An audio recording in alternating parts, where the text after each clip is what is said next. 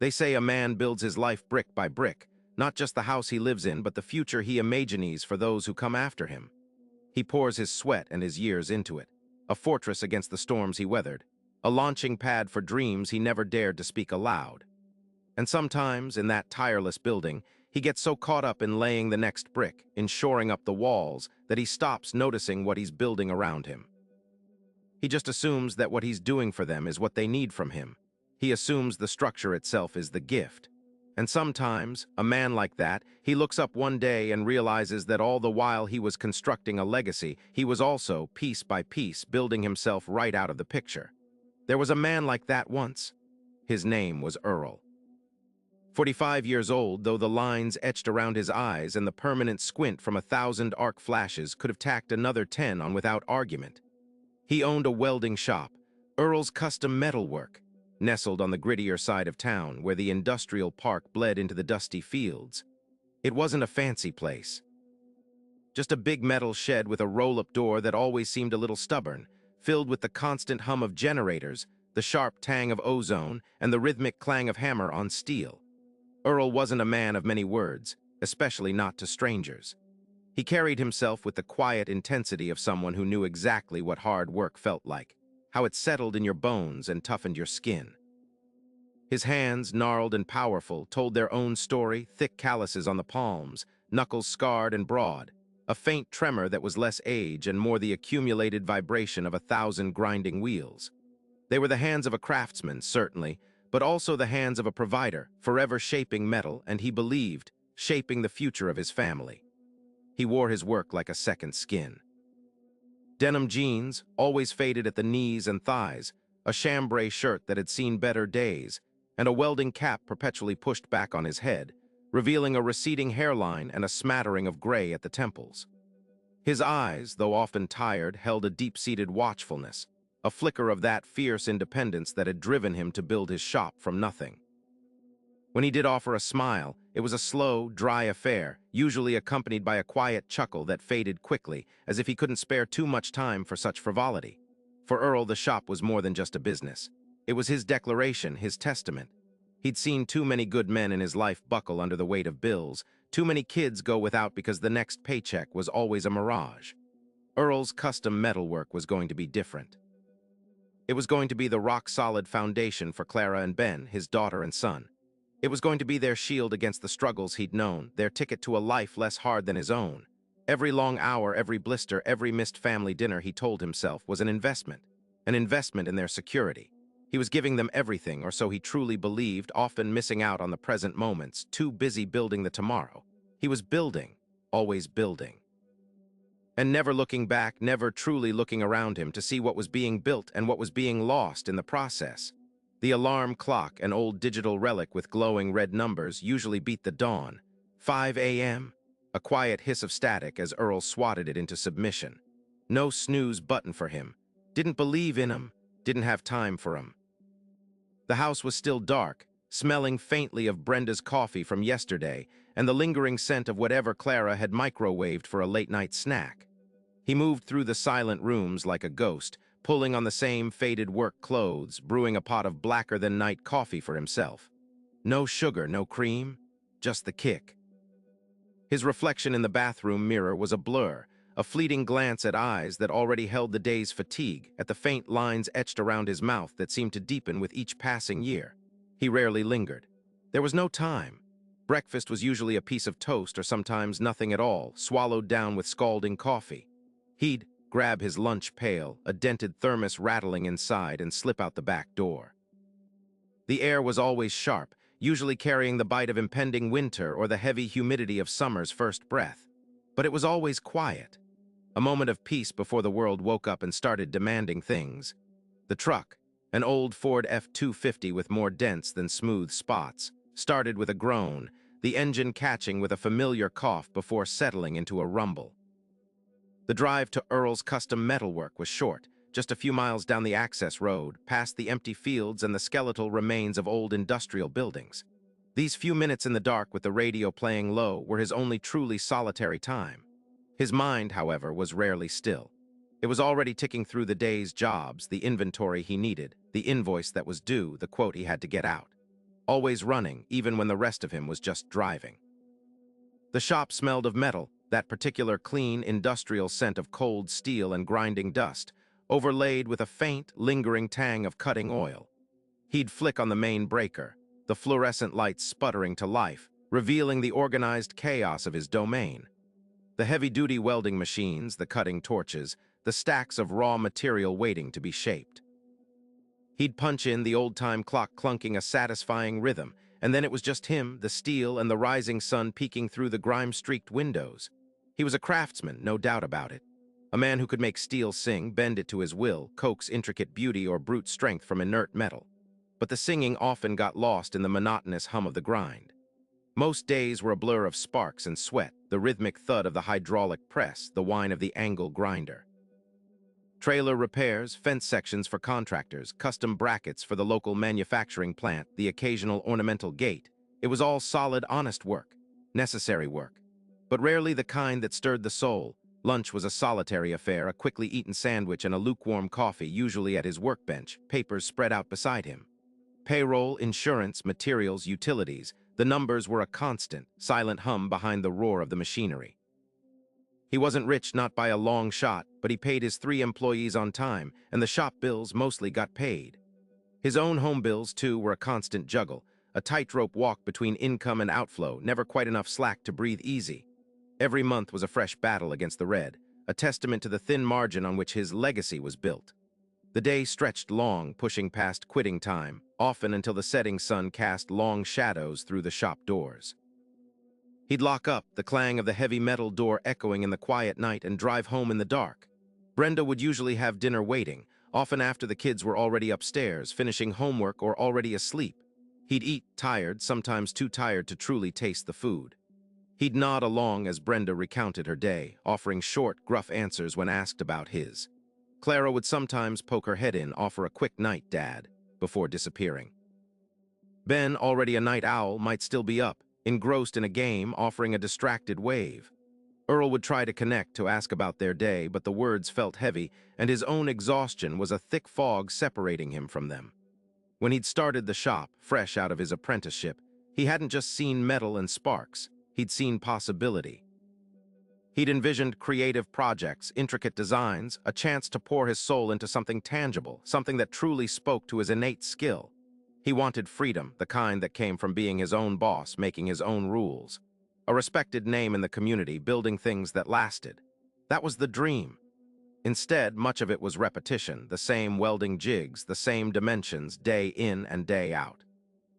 The pride in his work was still there, a solid core deep inside, but it was buried under layers of obligation and the relentless pressure of keeping the doors open. The shop, meant to be his freedom, had become a demanding master. The gnawing fear always present was that it could all fall apart. What if a big contract fell through? What if the aging welder broke down for good? What if he couldn't make payroll one week? The shadows in his mind weren't just of bankruptcy. They were of disappointing Brenda, of not giving Clara and Ben the life he'd promised himself they'd have. He remembered once wanting to build a custom motorcycle, a sleek, gleaming work of art from chrome and steel, a testament to what he could truly create. That dream, like so many others, was now gathering dust in the forgotten corners of his mind, replaced by the mundane realities of profit margins and overheads.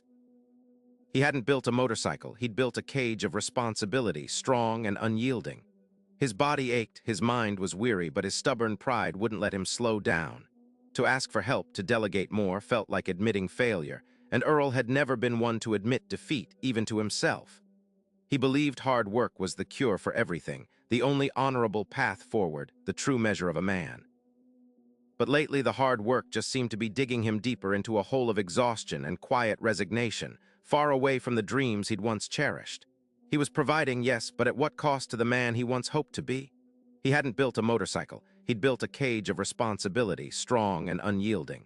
His body ached, his mind was weary, but his stubborn pride wouldn't let him slow down. To ask for help, to delegate more, felt like admitting failure, and Earl had never been one to admit defeat, even to himself. He believed hard work was the cure for everything, the only honorable path forward, the true measure of a man. But lately, the hard work just seemed to be digging him deeper into a hole of exhaustion and quiet resignation, far away from the dreams he'd once cherished. He was providing, yes, but at what cost to the man he once hoped to be? The crack in that hardened shell didn't come from a sudden blow. It was more like a slow, insistent drip, finding the weakest point in the foundation he thought was unshakable. It was a Tuesday evening, late, well past when he normally got home. The shop had run long again, a stubborn piece of custom railing refusing to cooperate. He shuffled into the silent house, the faint scent of Brenda's cooking still clinging to the air, a ghost of a family dinner he'd missed. He tossed his keys on the hall table, the jingle sounding too loud in the quiet. He knew he'd missed Clara's final school concert. Guilt, a dull, familiar ache, settled in his chest. He found her door ajar, a sliver of soft light escaping. He pushed it open just enough to see her huddled on her bed, shoulders shaking. No shouts, no slammed doors, just quiet, lonely sobs that twisted something deep inside him. "Clara!" he murmured, his voice rough with fatigue. She looked up, her face blotchy, eyes red-rimmed. "Dad," she whispered, her voice barely audible. "You missed it." It wasn't an accusation, not a word of anger, just simple, devastating truth. It feels like the shop gets all of you." Her words, soft as they were, hit him harder than any angry outburst. They implied a loss, a vacuum where he was supposed to be. He stood there useless, feeling the vast distance between them, a chasm he'd unknowingly dug himself. Later that same week, Ben, his 12-year-old, trotted up to him while Earl was slumped on the couch, half watching some sports game. Ben held out a crumpled piece of paper, a crayon drawing. It was their family. Brenda smiling brightly, Clara with her long hair, Ben himself a happy stick figure. And in the background, a blurry, indistinct shape surrounded by jagged lines that were clearly meant to be welding sparks. It was him, a ghost, an afterthought in his own family portrait, overshadowed by the very thing he believed was defining his presence. He wasn't even clearly identifiable. He was just the sparks. That night, sleep was a stranger. Earl lay in bed, Brenda's even breathing a gentle rhythm beside him, but his own heart hammered against his ribs. He crept out, driven by an instinct he didn't quite understand, and stood in the doorway of Clara's room, watching her sleep. Then he moved to Ben's, looking at the boys' messy pile of blankets. Their small, innocent faces relaxed in the dark. He thought of Clara's tear-stained cheeks, Ben's blurry drawing. He thought of the endless hours, the aching back, the missed moments. He de-told himself it was all for them, every single weld, every late night. But standing there, the quiet of the house oppressive, the weight of his legacy, felt less like a gift and more like a crushing burden. He wasn't building them a future. He was slowly, inexorably pulling away from their present. The shop wasn't a fortress. It was a wall, tall and unyielding, between him and the very people he swore to protect. The brutal honesty of it all hit him like a physical blow. He was there, but he was gone. He was providing, but he was leaving them. And the man he saw in the mirror, haggard and worn, felt hollowed out, a stranger to himself. Earl didn't sleep at all. He just lay there as the first hint of pre-dawn light began to soften the edges of the window blinds. He watched it creep, slow and inevitable, thinking about how his life had become just like that. An endless, creeping march towards another dawn, another day swallowed by the shop. There was no grand epiphany, no lightning bolt. Just a quiet, aching weariness that settled deep in his bones, heavier than any I-beam he'd ever lifted. Enough. The word formed in his mind, not shouted but whispered, a desperate plea from a part of him he'd forgotten existed.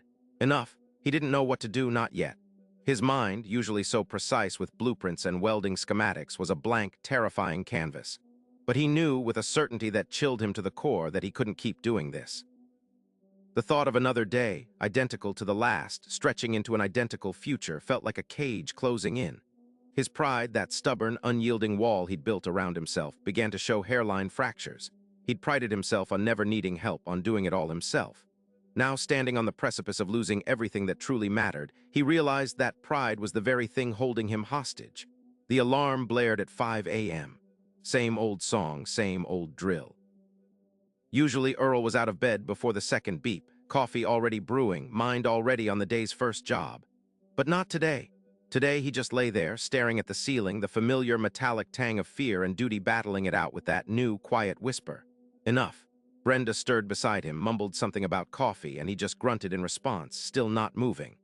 His muscles, so accustomed to the ritual, screamed at him to get up, to go. Every fiber of his being was programmed for that early start, that first solitary hour in the shop before the crew arrived, a time he'd always cherished as his own for planning and quiet reflection. Today, it felt like a sentence. He finally swung his legs over the side of the bed, the cold floor grounding him. His body moved on autopilot to the kitchen, the coffee maker. He poured a cup, black as usual, and stared out the window at the still dark backyard. The shop was a beacon from here, its single security light a silent accusation. He took a sip, the bitter warmth familiar, but something else felt off-kilter. A small, almost imperceptible shift. He walked into his home office, a cluttered space usually reserved for invoices and supply orders. His eyes fell on the calendar. It was a grid filled with job deadlines, estimates, delivery dates. Not a single entry for Clara's concert, Ben's game, or even a simple family dinner. He pulled up his digital schedule, the one linked to the shop system. Projects piled high, stretching weeks, months ahead. Each entry represented money, security, the fortress he was building. But looking at it now, each entry also represented a brick in that wall between him and his kids. He scrolled and scrolled and scrolled. Felt like an endless tunnel with him at the bottom, just a small, blurry shape. The phone rang, his foreman, a gruff but reliable man named Dave. "Morning, Earl. Everything on track for the Miller job?" Earl cleared his throat.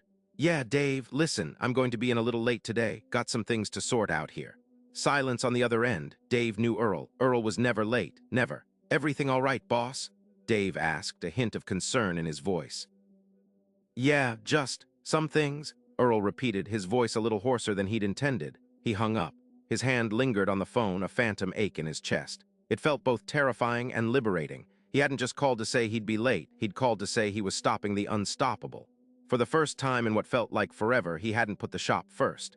He had put something else first, even if he didn't fully understand what that something was yet. It was a tiny crack, a single dropped brick from that towering wall, but it was a start. The hardest part wasn't the hours he worked, it was the ingrained belief that he had to work them. And for the first time, he was questioning it. The hardest part wasn't the hours he worked, it was the ingrained belief that he had to work them.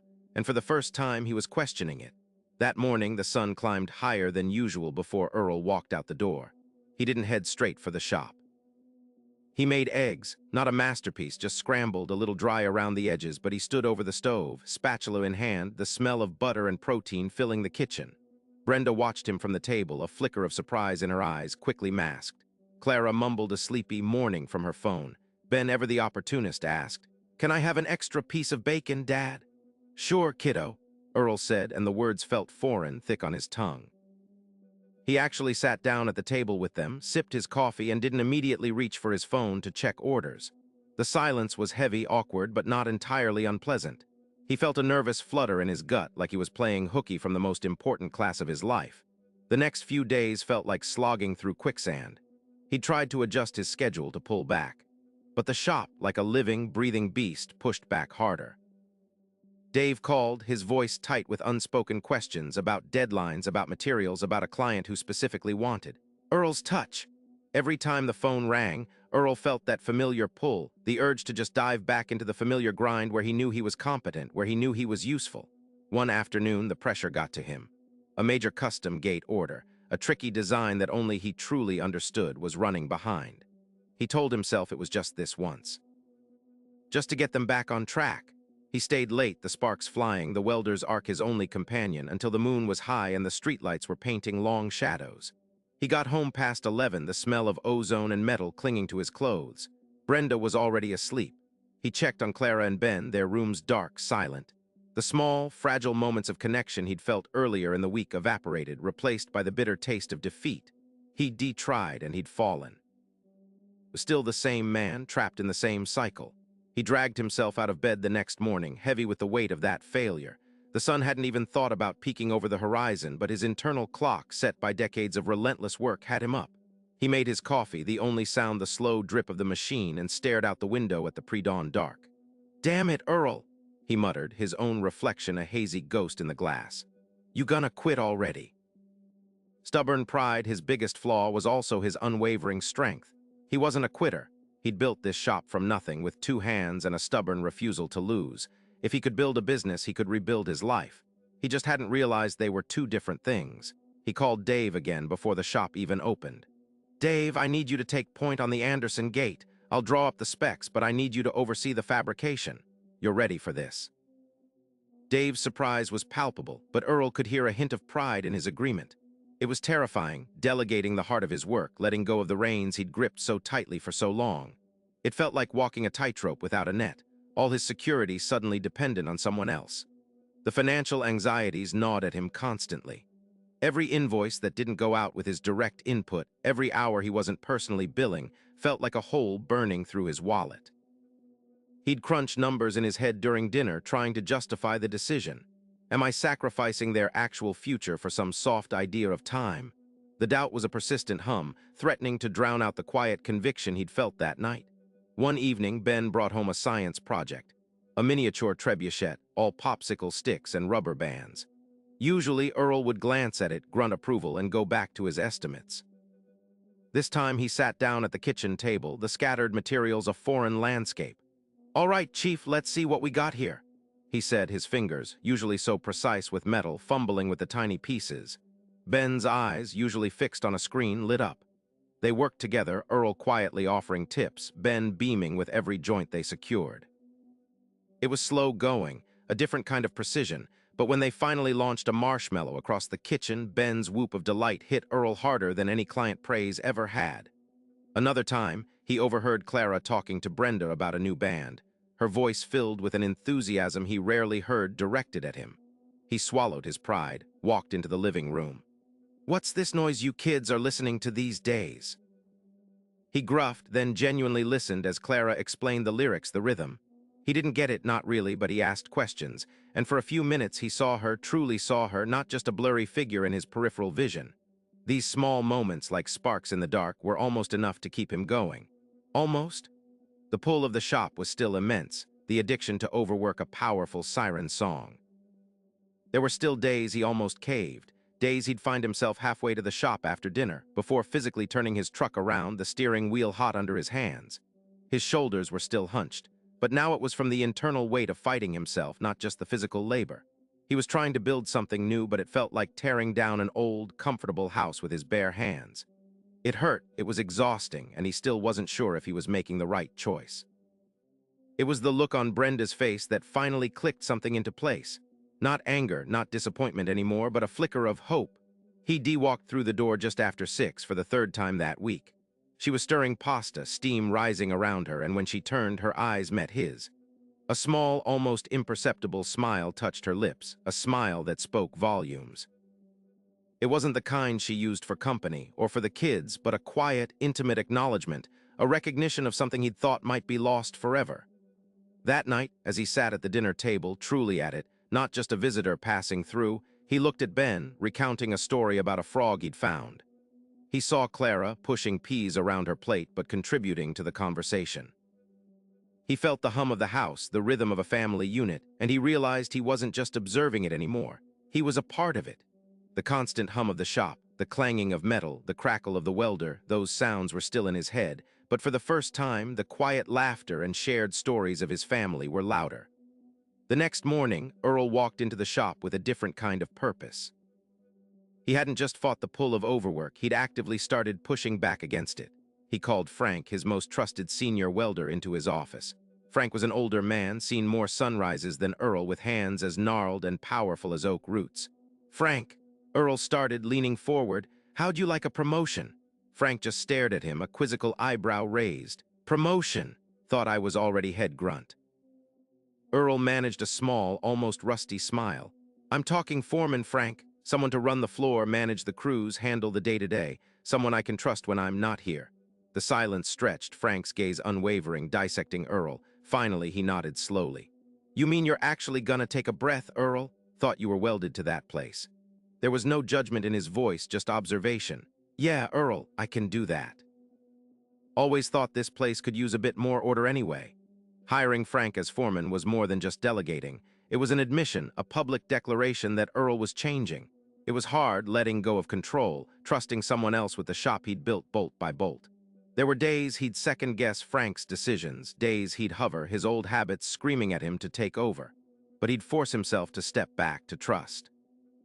And slowly, steadily, he saw the shop continue to run, often even more efficiently under Frank's experienced eye. The change wasn't just external. It started to dig deeper, rooting into the soil of Earl himself. The perpetual knot in his stomach began to loosen ever so slightly. He still woke before dawn, but now he'd spend those quiet hours on the porch with a cup of coffee, watching the light change, instead of rushing straight to the shop. He started taking Ben to the local fishing hole, teaching him how to cast, how to be patient, how to listen to the water. He learned to listen to Clara too, not just nod when she spoke, but truly engage, asking about her friends, her dreams for after high school. He even sat through an entire vampire romance movie with her once because she asked him to. He didn't understand it, not a lick, but he saw the joy on her face, and that was enough. Brenda saw it too. One Saturday, they were in the garden planting new roses. Earl, covered in dirt, looked up at her, really looked at her, his eyes softer than she'd seen them in years. "Brenda," he said, I think I might have been a bit of a damn fool." She just smiled, a gentle, knowing smile. Takes a strong man to admit that, Earl. She reached out, her dirt-smudged hand covering his. It was a simple touch, but it felt like coming home. He was still the same man, still a welder, still quiet and a little gruff around the edges. His hands were still calloused, his back still ached after a long day. But the quiet intensity in his eyes was different. It wasn't the weary burden of a man trying to shoulder the world alone. It was the quiet strength of a man who had found his place, not just in a workshop, but in the heart of his family. The shop was still Earl's custom metalwork, but now Earl was finally home, not just in his house, but in his own skin. He was building something new now, something far more resilient than steel. The change wasn't just inside Earl's house. At the shop, Frank, the new foreman, noticed it first. He'd catch Earl leaving before sundown, a rare sight that used to feel like a desert mirage. "Everything all right, boss?" Frank asked one afternoon, a hint of concern in his voice. Earl just grinned, a genuine, unforced grin that crinkled the corners of his eyes. "Never better, Frank, never better." He trusted Frank, truly trusted him, and it was a freedom he hadn't known he needed. He started delegating more, not just tasks, but real responsibility, and the shop hummed with an efficiency it hadn't had when he was constantly micromanaging. The work was still top-notch, the invoices still got paid, but the relentless pressure that had been squeezing the life out of him had eased. He still loved the smell of acetylene, the clang of metal, the shower of sparks. But now it wasn't the sum total of his existence. He saw the shop as a tool, a means to an end, a solid foundation, not the entire house. He found a new rhythm, one that allowed for both the satisfaction of a well-done job and the joy of a shared laugh at the dinner table. He started bringing home offcuts of sheet metal, small pieces that Ben, with Earl's guidance and supervision, could hammer into crude but treasured shapes. A little metal spaceship, a bent-wire animal, junk to anyone else but priceless totems of shared time to them. Clara, who was navigating the turbulent waters of high school, began to seek him out for advice not just on practical things, but on life. One evening she sat on his workbench in the garage, legs dangling as he sharpened a drill bit. "Dad," she started, quiet, hesitant, "there's this college fair next month, and I was thinking I might want to study something totally different. Not business, not welding." Earl stopped the grinder, looked at his daughter, really saw the vulnerability in her eyes. The old Earl might have dismissed it, steered her back to a sensible path, but this Earl just nodded. "What were you thinking, kiddo?" he asked, his voice gentle. She talked about art, about design, about wanting to create something beautiful that didn't involve sparks and molten metal. And Earl listened, truly listened, offering encouragement instead of judgment, pride instead of disappointment. He realized he didn't need her to follow in his exact footsteps. He just needed her to find her own path, and he wanted to be there to cheer her on. Weeks turned into months. Earl still put in an honest day's work, but the shadow of that relentless burden was gone. He looked less like a man carrying the world, and more like a man building a part of it with purpose and joy. His laughter came easier, his shoulders were less hunched. He'd found a balance, not perfect, because nothing ever is, but real. He understood now that his initial vision of a legacy was flawed, dangerously so. The shop and its rigid demands had been slowly, subtly, taking him away from the very people he swore he was building it for. He thought he was laying a road to their future, but he was getting lost on it himself. One crisp autumn morning, watching Ben chase a squirrel in the backyard while Clara read on the porch swing, Earl sat with Brenda sipping coffee. The sun was warm on his face, a rare peaceful moment before the workday began. He took Brenda's hand, a comfortable silence stretching between them. "You know," he mused, his gaze drifting from his children to the workshop in the converted garage, "I spent so many years thinking I was building 'em a fortress, a safe place against the world. Turns out," he paused, a soft, self-deprecating chuckle escaping him, "I was just building walls between me and them. Strong walls, sure, but walls all the same." He squeezed Brenda's hand. "A business, any business, it ain't a legacy if you lose your family trying to make it one. That's what I finally figured out. He watched Ben stumble and laugh, Clara look up from her book and smile at her brother. The real treasure, it ain't what you leave to him in a will, Brenda. It's what you leave in him. And that takes time, more time than I ever thought I had to give. He rose, stretching, the familiar ache in his back a little less sharp these days. Takes time.